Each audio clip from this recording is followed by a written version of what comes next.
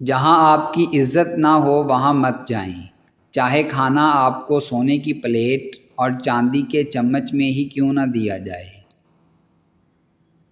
موت کا جھٹکا سب کچھ آف لائن کر کے صرف اچھے اعمال کو آن لائن کر دیتا ہے۔ تمہاری تکالیف اس لیے ختم نہیں ہو رہی کیونکہ تم نے اپنی انگلی اس دروازے میں پھنسائی ہوئی ہے جس کا دروازہ اللہ نے بند کر رکھا ہوا ہے، اور تم اس کی مصلحتوں کو آج تک نہیں سمجھ سکے کیونکہ وہ تمہیں درد نہیں دے رہا بلکہ درد سے بچا رہا ہے۔ محبت میں صرف مان ہی تو رکھے جاتے ہیں، قدر ہی تو کی جاتی ہے۔ محبت میں ایک مان ہی تو ہوتا ہے جو محبوب کو دیا جاتا ہے۔ یہ تین حرفوں کا مجموعہ مان، محبت، امانت اور نور سے ہی تو مزین ہوتا ہے، جو محبوب کو ان احساسات سے لبالب بھر دیتا ہے۔ کسی بھی رشتے میں مان نہ ہو تو وہ کھوکھلا ہو جاتا ہے۔ ہمیشہ اللہ تعالیٰ کے شکر گزار بن کر رہو۔ اگر ایک نگاہ تمہیں حقارت سے دیکھے تو مت بولو کہ 100 نگاہیں تم پر رشک کرتی ہیں۔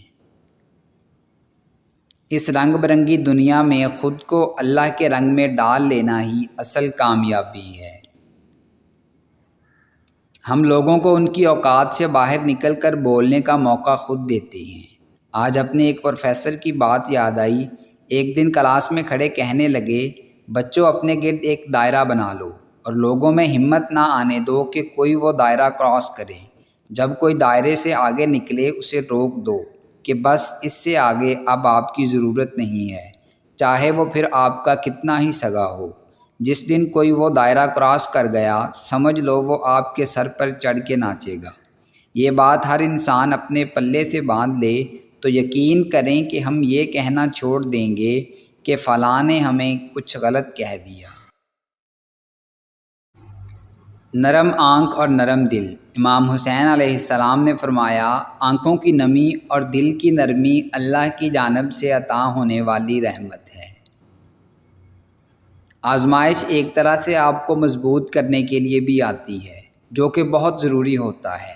اللہ جانتا ہے کہ بہت کمزور ہو آپ، اس لیے انہی چیزوں کے ذریعے آزماتا ہے جو آپ کی من پسند ہوتی ہیں، اور یقین کرو اسی آزمائش سے آپ اتنے مضبوط ہو جاتے ہو کہ کوئی آپ کو کچھ بھی بول دے آپ کو فرق نہیں پڑتا، کیونکہ آپ خود بھی مضبوط ہو جاتے ہو اور اللہ سے آپ کا رشتہ بھی مزید مضبوط ہو جاتا ہے۔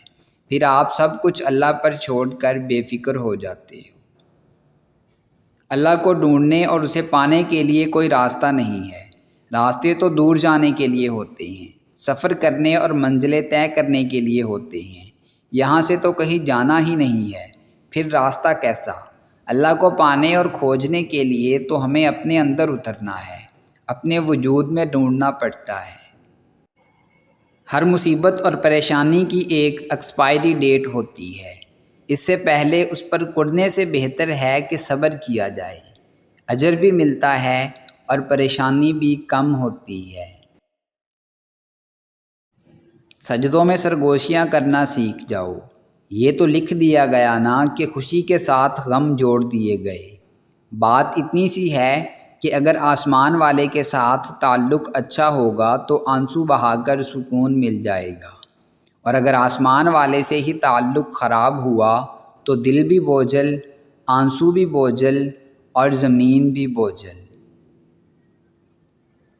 قدرت نے انسان کو بھی کیا چیز بنایا ہے، روز کسی نہ کسی محاذ کا سامنا کرنا پڑتا ہے، اور کئی بار یہ محاذ انسان کو مسلسل ہونے والے جنگ کی کیفیت میں قید کر دیتے ہیں۔ انسان کی اندرونی جنگ باہر کی جنگوں سے بہت بڑی، گھٹن اور نہ کٹنے والی ہوتی ہے۔ روز کسی نہ کسی احساس سے لڑنا پڑتا ہے، اندر کی تلخی کو سہنا پڑتا ہے، کانوں میں گونجتے زہریلے جملے اور شدت سے جنم لیتے سوالات انسان کو کچل کے رکھ دیتے ہیں۔ تعلق کی کتاب میں پہلا لفظ ایمانداری کا تحریر نہ ہو تو آخری صفحے پر جدائی مقدر بن جاتی ہے۔ احترام کریں مگر غلامی نہیں، پلکوں پہ بٹھا سکتے ہیں تو نظروں سے گرانا بھی سیکھیں۔ بعض اوقات اپنی کوششوں کو اپنے پاس رکھنا بہتر ہوتا ہے، کسی کو یہ جاننے کی ضرورت نہیں ہے کہ آپ کس حال سے گزر رہے ہیں، صرف اللہ تعالیٰ سے بات کریں جو آپ کے لیے کافی ہوگا۔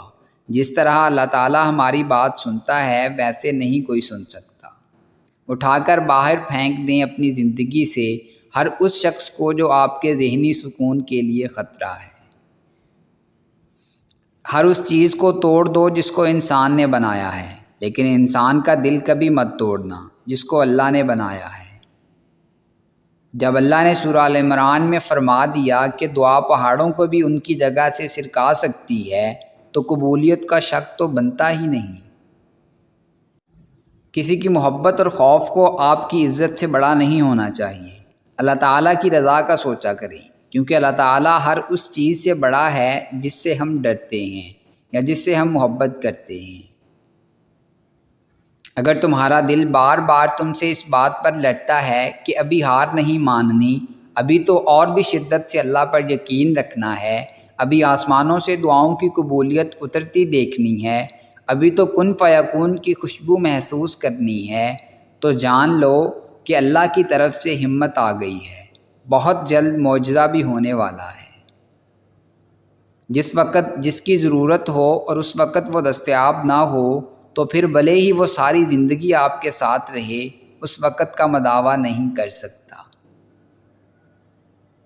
وہ لوگ جنہوں نے سردی صرف کھڑکیوں سے دیکھی ہو اور غربت صرف کتابوں میں پڑھی ہو، وہ عام آدمی کی قیادت نہیں کر سکتے۔ خدا کی ذات کے بعد کائنات میں اگر کچھ مکمل اور قابل تعریف ہے تو صرف محمد صلی اللہ علیہ وآلہ وسلم کی شخصیت ہے۔ کسی نے کیا خوب کہا ہے کہ کوئی بھی شخص کسی دوسرے کی جگہ نہیں لے سکتا۔ دلوں میں جگہیں بھی فنگر پرنٹس کی طرح ہوتی ہیں جو کہ کسی اور سے میچ نہیں ہوتی۔ دنیا کی بہترین مصروفیت نبی صلی اللہ علیہ وآلہ وسلم پر درود پاک بھیجنا ہے۔ جب انسان اللہ پاک سے دور ہو جائے تو سکون انسان سے دور ہو جاتا ہے اور اس کی جگہ اندیشہ اور خوف مسلط کر دیا جاتا ہے۔ خواجہ شمس الدین عظیمی نے فرمایا، روح کی غذا اللہ کی محبت ہے۔ جب تک روح کو غذا میسر نہیں آتی، آدم ذات سب کچھ ہوتے ہوئے بھی بے چین رہتا ہے۔ رشتے کبھی بھی قدرتی موت نہیں مرتے، ان کو ہمیشہ انسان قتل کرتا ہے، نفرت سے، نظر اندازی سے اور غلط فہمی سے۔ بزرگ کہتے ہیں، فصل رنگ بدلے تو کاٹ دو، لوگ رنگ بدلیں تو چھوڑ دو۔ وقت ایک جیسا نہیں رہتا، پرندہ جب زندہ ہوتا ہے تو چیونٹیوں کو کھاتا ہے اور جب مر جاتا ہے تو چیونٹیاں اسے کھاتی ہیں۔ ہم دنیا کی ہر چیز خریدنے اور اسے استعمال کرنے سے پہلے اس کی جانچ پڑتال کرتے ہیں، مگر ہمارے لیے دین اتنا سستا ہے کہ جیسا مل جائے، جہاں سے مل جائے، بغیر تحقیق اور جانچ پرکھ کے لے لیتے ہیں۔ اللہ تعالیٰ نے میرے دل میں ایک بات ڈال کر مجھے بہت تسلی دی کہ وہ لوگ تیرے قابل نہیں تھے جن کو میں نے تم سے دور کیا۔ تب میں نے جانا کہ اللہ کے فیصلے بہت عظیم ہیں۔ خوشی نہ رہی تو غم کب تک رہے گا، اس لیے غم کو بھی 4 دن کا میلہ سمجھ کر گزار لو۔ بندہ نہیں رہتا تو غم کہاں سے رہے گا۔ رسول کریم صلی اللہ علیہ وآلہ وسلم نے فرمایا، جس کی بیٹی طلاق ہونے یا بیوہ ہونے کے بعد واپس آ گئی اور واپس آنے والی بیٹی کی جو باپ خدمت کرے گا، میرے رسول پاک صلی اللہ علیہ وآلہ وسلم فرماتے ہیں، میں قیامت میں اس کا سفارشی بنوں گا۔ اگر وہ حسین تارا جس کی تمہیں چاہ ہے وہ تمہیں نہیں مل سکتا تو کیا پتہ اس رب نے تمہیں وہ اکلوتا چاند دینا ہو جسے لوگ دور سے محض دیکھا کرتے ہیں، اور اگر تمہارے حصے میں وہ اکلوتا چاند بھی نہ آئے تو کون جانتا ہے کہ پورا آسمان تمہارا مقدر ہو۔ مصیبت پڑتے ہی فوراً دائیں بائیں نہیں بھاگتے، ایک کو کال، دوسرے کو میسج، تیسرے شخص سے فریاد، چوتھے کی منت نہیں کرتے۔ انسانوں کے پیچھے نہیں بھاگتے، انسانوں سے مدد ضرور مانگیں، لیکن پہلی مدد اللہ سے مانگی جاتی ہے۔ جب بھی مصیبت پڑے پہلے وضو، پھر 2 نفل، نماز، پھر دعا۔ کیوں؟ کیونکہ سب سے پہلے آپ نے سب سے کنٹینٹ سے مدد مانگنی ہے۔ انسانی کنٹینٹ، پیسہ، کوشش، یہ سب بعد میں آئے گا، پہلے رب آتا ہے۔